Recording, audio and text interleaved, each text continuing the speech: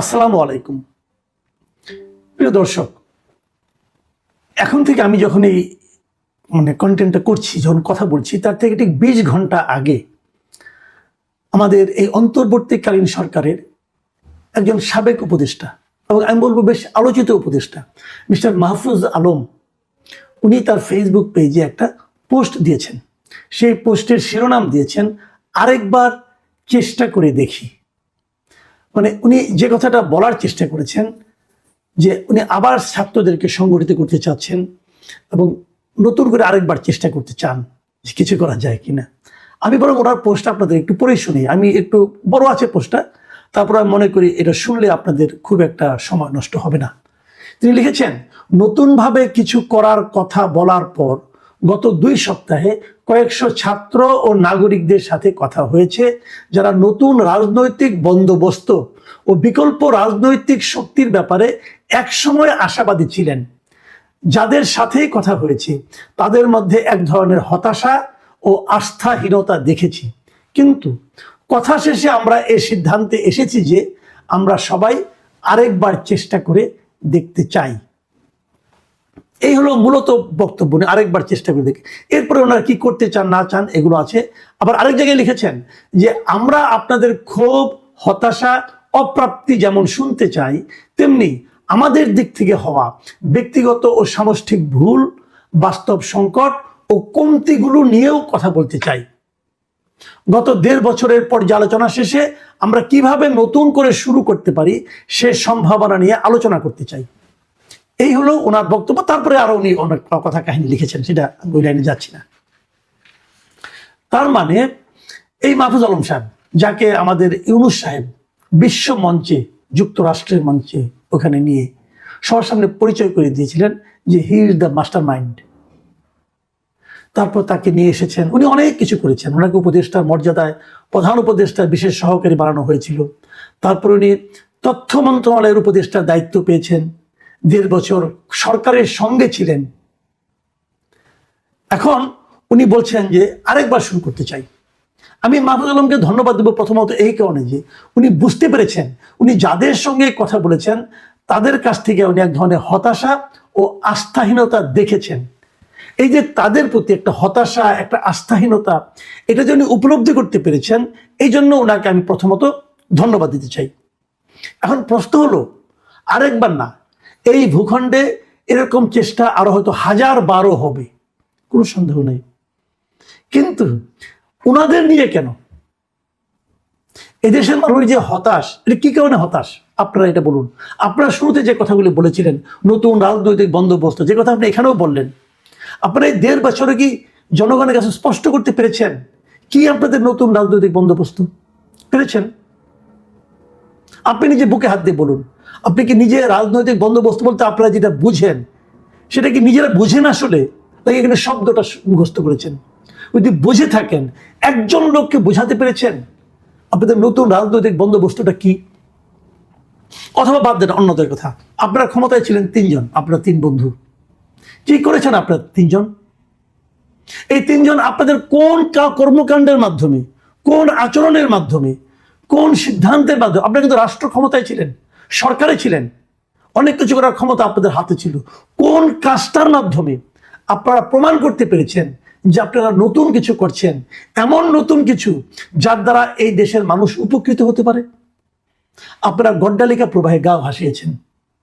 আমি এককভাবে কাউকে বিচ্ছিন্ন করে বলছি না, আমি সবাইকে মিলে একত্রে বলছি। আপনাকে নিয়ে, নাহিদ ইসলামকে নিয়ে, আপনাদের আরেক বন্ধু আসিফ মাহমুদ সজীব ভুইয়াকে নিয়ে, আপনারা সব মিলিয়ে আপনারা গড্ডালিকা প্রবাহে গা ভাসিয়েছেন। একজন কিছুদিন ওখানে থেকে পরে রাজনৈতিক দল করতে এসেছেন, আরেকজন হাঁসের মাংস এবং ওয়েস্টিন করতে করতে ইউনূস সরকারের দুর্নীতির চেহারায় পরিণত হয়েছেন। ওনাকে বলা হয় যে ফেস অফ দ্য গভর্নমেন্ট, এই ইন্টারিম গভর্নমেন্ট করাপশনের। আর আপনি হয়তো ওই তুলনায় অতটা করাপশন আপনার নাম শোনা যায়নি, কিন্তু আপনার ভাইয়ের নামে অনেক কিছু শোনা গেছে যেগুলো আপনার প্রশ্রয় থেকে হয়েছে। এগুলো চুলচেরা বিশ্লেষণ হবে মিস্টার মাহফুজ আলম, কিন্তু তার আগে আমার কথা যে আপনারা কি এমন করেছেন বলেন না। একটা জিনিস দেখান যেখানে আপনারা মৌলিক পরিবর্তন আনতে পেরেছেন। বলেছেন আপনারা নতুন কোনো টেলিভিশনকে অনুমোদন দেবেন না, আপনি এনসিপির আপনার 2জন ছাত্র বন্ধুকে টেলিভিশন অনুমোদন দিয়েছেন, কিসের বিনিময়ে দিয়েছেন? ক্যাশ অর কাইন আমি জানি না, তো বেরিয়ে যাবে। কেন দিয়েছেন? তার 2 দিন আগে আপনি একটা অনুষ্ঠানে বলেছেন আমরা নতুন কোনো টেলিভিশন অনুমোদন দিচ্ছি না, তারপর দিয়ে আপনি বলছেন আরো দিব আরো দিব। কিন্তু কি রে ভাই, যারা এমন কাজ করে তারা যখন বলে আসেন আমরা আবার করি, আপনাটাকে কে যাবে? যাবে তারাই যাবে যারা নাকি আরেকজন আসিফ মাহমুদ হতে চায়, যারা নাকি আরেকজন নাহিদ ইসলাম হতে চায়, যারা আরেকজন মাহফুজ আলম হতে চায়, এরকম হয়ে ক্ষমতার শেয়ার নিতে চায়। মিস্টার মাহফুজ আলম, আপনি প্রথম যে ভুলটা করেছেন সেটা বলি আপনাদেরকে। আপনার ক্ষমতার পার্ট হয়ে গিয়েছেন। ক্ষমতার পার্ট হয়ে, কোন ক্ষমতা? আমাদের ট্র্যাডিশনাল যে ক্ষমতা, যে ক্ষমতা হাসিনার আমলে হাসিনা চালিয়েছিল, সেই ক্ষমতার আপনি অংশীদার হয়েছেন। এবং ওই ক্ষমতায় যারা যায় তারা এখান থেকে লুটপাট করে, আপনারা সেই লুটপাটের অংশীদার হয়ে গিয়েছিলেন।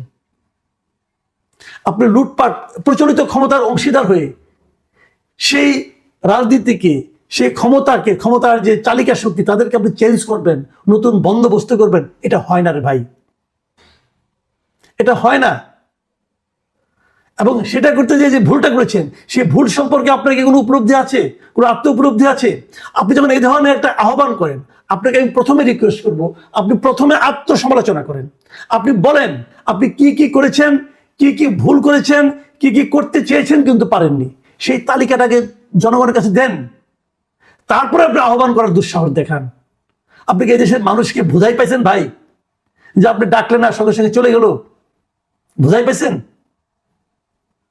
এত সহজ না দুনিয়াটা ভাই।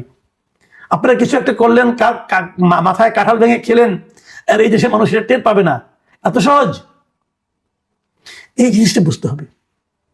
ক্ষমতার অংশীদার হয়ে ক্ষমতার চরিত্র পরিবর্তন করা যায় না। এবং আপনারা কি করেছেন? আপনাকে জাতীয় পর্যায়ে না, আপনারা আন্তর্জাতিক পর্যায়ে ক্ষতি করেছেন। একটা এক্সাম্পল দিয়ে বলি তাহলে। 2 দিন আগে এই নেপালের যিনি অন্তর্বর্তীকালীন সরকারের প্রধান সুশীলা কার্কি, কয়েকদিন আগের কথা বলছি, তিনি একটা অনুষ্ঠানে বক্তৃতা দিয়ে বলেছেন যে উনি নেপালকে আরেকটা বাংলাদেশ বানাতে চান না। সহজ কথা। এইটা নিউজটার একটা শিরোনাম করেছে ওখানকার একটা পত্রিকার নাম বলে হেডলাইন নেপাল।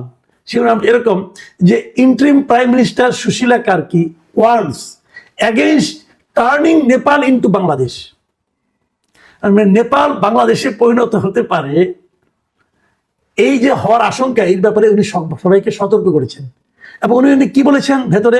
উনি বলেছেন, বড় নিউজ, আমি ছোট করে আপনাদের একটু বলি। উনি বলেছেন যে যেখানেই যাই সবাই খালি সরকারের সমালোচনা করে এবং তারা বলে সরকার কবে দায়িত্ব ছাড়বে, দায়িত্ব ছেড়ে যায় না কেন, অমুক তমুক, এগুলি বলেছেন। বাট উনি ওনার লক্ষ্যে স্থির আছেন, উনি মার্চে নির্বাচন দেবেন।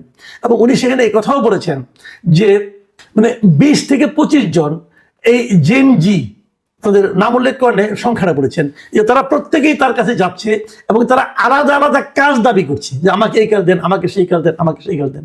এবং তিনি এর জবাবে বলেছেন যে আমরা নেপালকে বাংলাদেশ হতে দেওয়া রোধ করতে আমরা প্রতিশ্রুতিবদ্ধ।